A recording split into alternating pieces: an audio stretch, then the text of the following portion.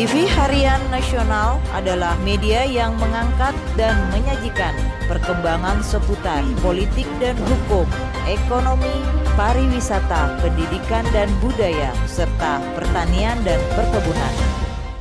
Pemilihan umum akan digelar pada tanggal 14 Februari 2024. Partai politik yang telah terdaftar di Kemenkumham telah mempersiapkan segala sesuatunya agar lolos menjadi peserta pemilu 2024. Seperti dilakukan 7 parpol peserta pemilu 2019, namun tidak lolos parlemen threshold di Senayan. Ketujuh parpol tersebut kini tengah menjalin kerjasama untuk membahas agar lolos verifikasi administrasi dan faktual sehingga bisa menjadi peserta pemilu 2024.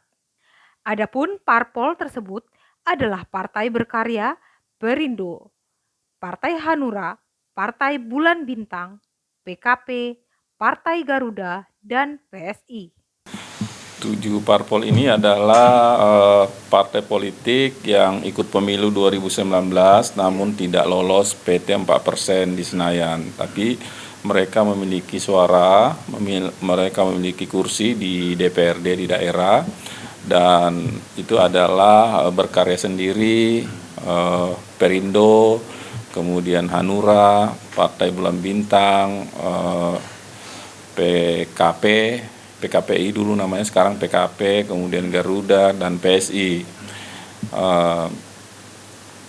Kita berkumpul semalam, sekjen dan tidak diwakili 7 parpol tersebut menindaklanjuti pertemuan ketua umum kita yang sebelumnya digagas oleh Pak Haritanu, ketua umum Perindo, di mana sama-sama kita selaku calon peserta pemilu 2024 yang diwajibkan untuk verifikasi faktual.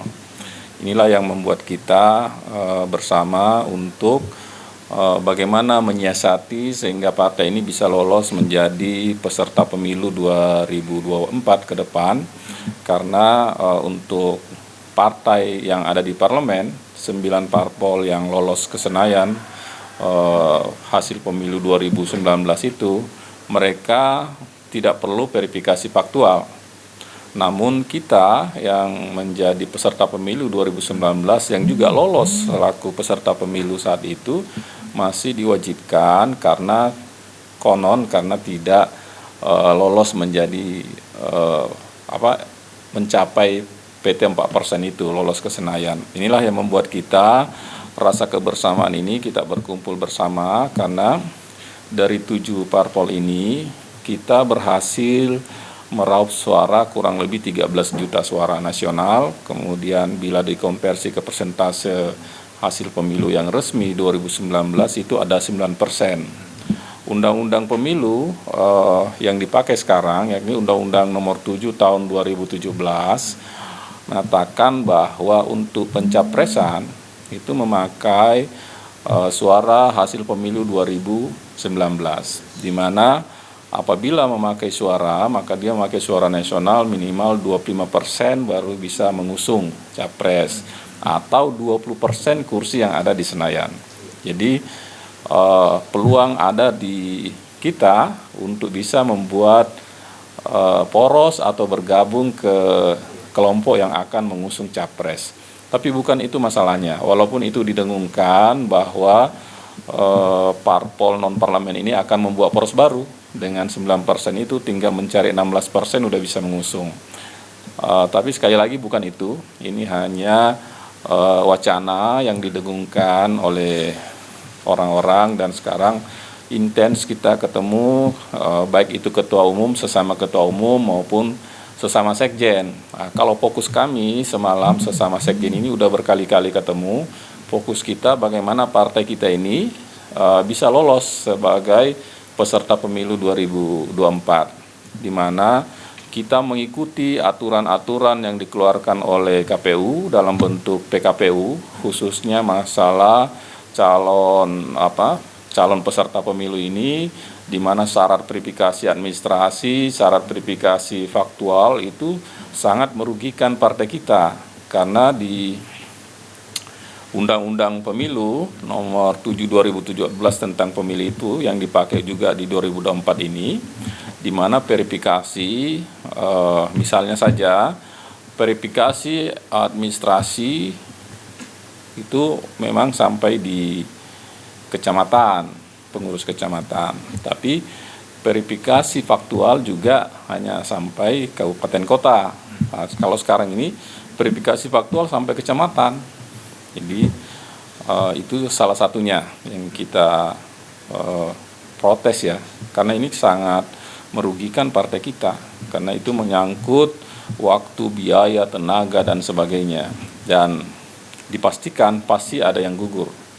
Dan saya yakin dan percaya bila ini berlaku juga untuk partai di Senayan, pasti ada juga yang gugur. Tidak mungkin mereka bisa menghadirkan atau mengadakan pengurus kecamatan sebanyak itu dalam waktu yang sangat singkat. Walaupun berkarya sendiri, berkeyakinan karena sudah punya pengalaman di 2019, kita yakin saja bahwa itu bisa dilakukan. Tapi menyangkut lagi masalah waktu, tenaga, biaya, dan sebagainya, itu pasti kita juga serba terbatas ya. Apalagi bukan hanya itu saja, kita butuh pemenangan. Setelah lolos menjadi peserta pemilu, kita butuh bagaimana partai ini menjadi pemenang atau mendapatkan kursi di setiap dapil yang kita pasang calon anggota legislatifnya. Kalau ini hanya jalinan silaturahmi ya, pertemuan biasa yang dibatasi oleh teman-teman non parlemen ini, dan itu juga kalau di tingkat kesekjenan sudah berkali-kali kita melakukan pertemuan dalam rangka mengawal tadi PKPU yang membatasi kita selaku partai non-parlemen untuk lolos menjadi peserta pemilu, termasuk gugatan ke Mahkamah Konstitusi ya, kita lakukan untuk itu. Dan juga mengajak partai-partai baru ini yang belum ikut pemilu 2019 tapi akan ikut di 2024, mengajak mereka untuk bersama-sama menyuarakan sistem verifikasi yang tentu sangat merugikan juga bagi mereka untuk bisa lolos. Jadi kalau kita melihat partai yang punya legalitas di Kumham ada 75 partai, kemudian kemarin di sosialisasi Sipol ada 27 partai politik yang ikut sosialisasi, itu berarti mereka serius untuk ikut pemilu 2024. Dibanding kita yang lolos 2019 ada 16 parpol tingkat nasional, berarti sekarang ada sekitar 10 atau 11 parpol yang akan ikut bertarung dalam proses verifikasi ini. Tentunya syarat KTA, kartu tanda anggota yang 1/1000 per kabupaten kota itu pasti jadi rebutan semua parpol, minimal 26 parpol ini. Nah, itu pasti menjadi kesulitan. Kemudian belum lagi pengurus sampai tingkat kecamatan. Jadi itulah yang membuat kita bagaimana aturan PKPU ini khususnya masalah verifikasi dipermudah dan tidak lepas dari payung undang-undang yang mengatur tentang pemilu, yakni Undang-Undang Pemilu 2017 yang nomor 7 itu tentang pemilu. Jadi tidak lepas dari situ, karena itu kan dasarnya ya. Walaupun sekarang teman-teman ada yang sedang proses judicial review ke Mahkamah Konstitusi untuk merubah beberapa pasal tentang itu. Jadi intinya kalaupun teman-teman atau di luar mengatakan bahwa ini akan ada poros baru, poros partai non-parlemen dalam rangka mengusung calon presiden, saya kira itu kita serahkan ke ketua umum masing-masing, karena ini kan masih dinamis dan memang perlu diperhitungkan. Kita punya suara 13 juta, persentasenya 9%, ya untuk persyaratan maju sebagai capres kita punya hak. Kemudian untuk menentukan siapa pemenangnya juga punya hak, karena kan nanti kan suara terbanyak ya, siapa yang memenangkan kompetisi itu berdasarkan suara terbanyak. Jadi 13 juta itu cukup banyak, apalagi sekarang lewat program penggalangan setiap partai pasti akan meningkat lagi. Nanti apalagi punya target, kita di non-parlemen ini target menjadi partai parlemen juga, bisa lolos PT 4%. Jadi pasti partai-partai kita ini punya potensi untuk itu. Itu pasti akan ke sana. Kita kan partai untuk bagaimana ikut pemilu ya. Di pemilu itu kan memilih legislatif, memilih eksekutif, apalagi 14 Februari itu kan selain legislatif dalam hal ini DPR, DPRD, kemudian ada DPD, juga ada presiden, wakil presiden di eksekutif. Jadi kita pasti terlibat dan kita punya hak untuk mengusung dan mendukung kan. Apalagi kita peserta pemilu 2019 punya hak, kenapa nggak dimanfaatkan? Persoalan koalisi nanti ke koalisi bersatu, koalisi kebangsaan, atau koalisi apalah namanya, itu kan dinamika terus berjalan ya. Sekarang masih saling wait and see ya, mengamati, menyikapi.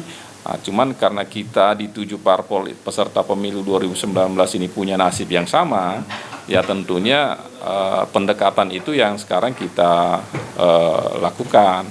Kalau mereka itu kan kita ajak untuk menyikapi proses verifikasi pendaftaran calon peserta pemilu 2024. Jadi ada partai-partai, misalnya Partai Gelora yang kepengurusannya juga lengkap, kemudian ada Umat, kalau nggak salah ada PKN, Partai Kebangkitan Nasional.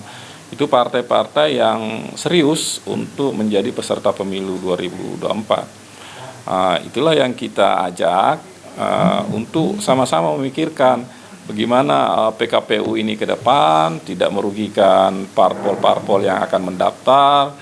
Kemudian kita pikirkan bersama sesuai dengan jalur-jalur konstitusi yang ada. Apakah perlu kita judicial review lagi undang-undang pemilu ini, atau cukup kita pendekatan ke komisioner KPU atau ke Mendagri atau ke Komisi 2 yang membidangi di Senayan dan sebagainya.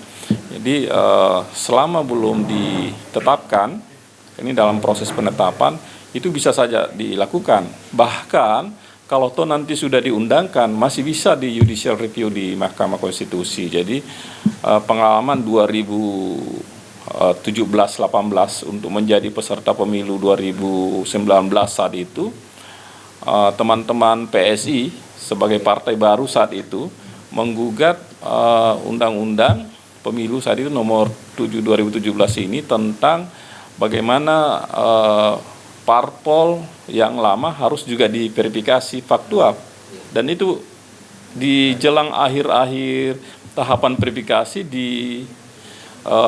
dimenangkan dan dijadikan keputusan oleh Mahkamah Konstitusi, sehingga semua partai wajib untuk melakukan verifikasi faktual walaupun di akhir-akhir verifikasi. Itu contoh ya yang sudah terjadi dan bisa saja terjadi di tahun 2022 ini, di mana kalau sesuai jadwal yang sudah disahkan dan sudah diundangkan bahwa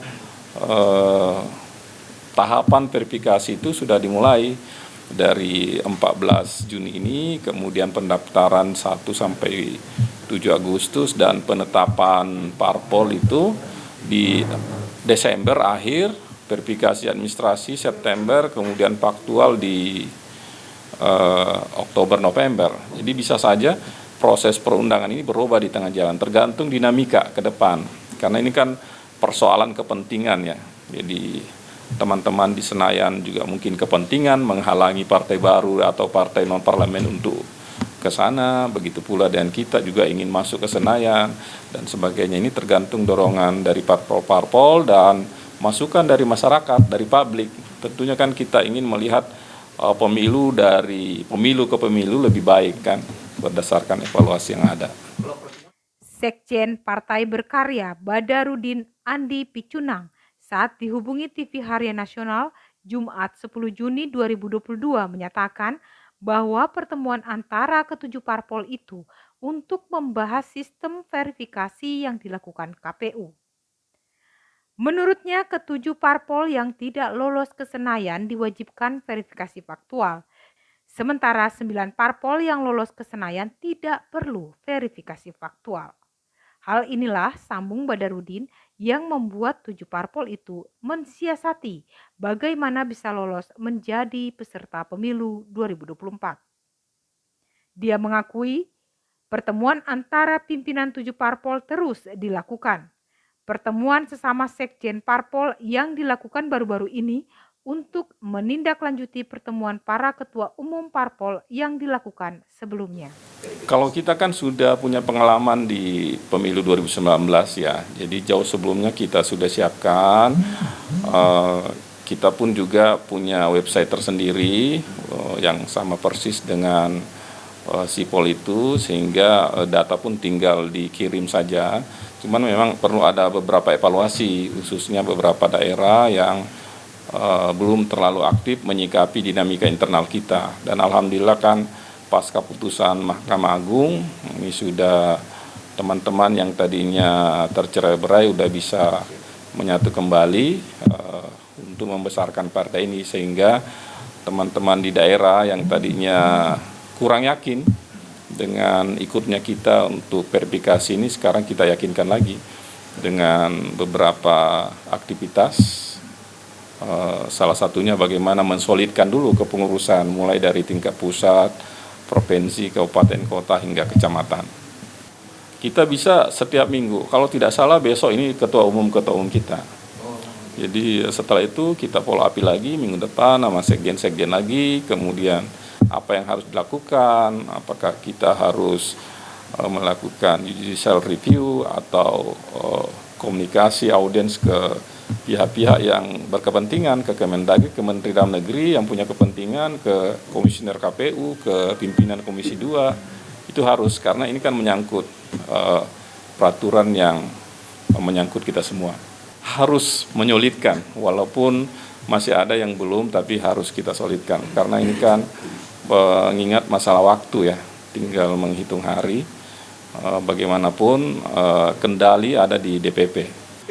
Target itu memang ada, tapi kan target paling awal kita ini bagaimana menjadi peserta pemilu. Setelah itu bicara pemenangan, bagaimana setiap daerah pemilihan, baik di kabupaten kota, provinsi maupun nasional ini kita punya target tersendiri. Di nasional, karena kita harus meloloskan suara minimal 4% itu harus masuk ke Senayan. Tentunya dari 80 daerah pemilihan tingkat nasional itu pasti ada yang kita prioritaskan, ada tidak. Karena tidak semua daerah pemilihan kita akan mati-matian di sana. Tentu untuk lolos 4% saja, seperti Partai Persatuan P3 itu 2019 dengan angka kurang lebih 4,8% ya, hanya lebih 10 kalau nggak salah, 16 anggota dewan, hingga kita di berkaryanya ya target 20 atau 30 anggota dewan di tingkat nasional. Jadi ada sekitar 50-an daerah pemilihan yang tidak terlalu diprioritaskan, tapi tetap kita bekerja untuk itu, untuk memenuhi suara nasional PT 4%. Begitu pula di tingkat provinsi, di 2019 kita ada 10 kursi. Berdasarkan hasil evaluasi, ya kita juga memprioritaskan setiap provinsi ada minimal di 34 provinsi itu ada minimal 1 lah kursi. Syukur-syukur setiap daerah pemilihan di provinsi itu ada. Begitu pula di kabupaten kota. Kita ada 130 kursi di 514 kabupaten kota yang ada. Kita berharap di setiap kabupaten kota itu ada. Jadi dari 130 bisa menjadi 514. Kira-kira itu target-target minimal kita. Badarudin mengungkapkan bahwa dalam pemilu 2019, parpol tersebut berhasil meraup kurang lebih 13 juta suara nasional. Kalau dikonversi hasil pemilu yaitu 9%. Dia menuturkan undang-undang pemilu yang dipakai sekarang yaitu Undang-Undang Nomor 7 Tahun 2017 mengatakan untuk pencapresan menggunakan suara hasil pemilu 2019. Kalau memakai suara nasional minimal 25% bisa mengusung capres atau 20% yang ada di Senayan. Jadi urai Badarudin ada peluang untuk membuat poros yang akan mengusung capres. Jadi ketujuh parpol non-parlemen tersebut punya suara 9%. Tinggal mencari 16% sudah bisa mengusung capres. Dengan suara 13 juta suara nasional, tegas Badarudin, perlu diperhitungkan. Demikian laporan tim liputan TV Harian Nasional.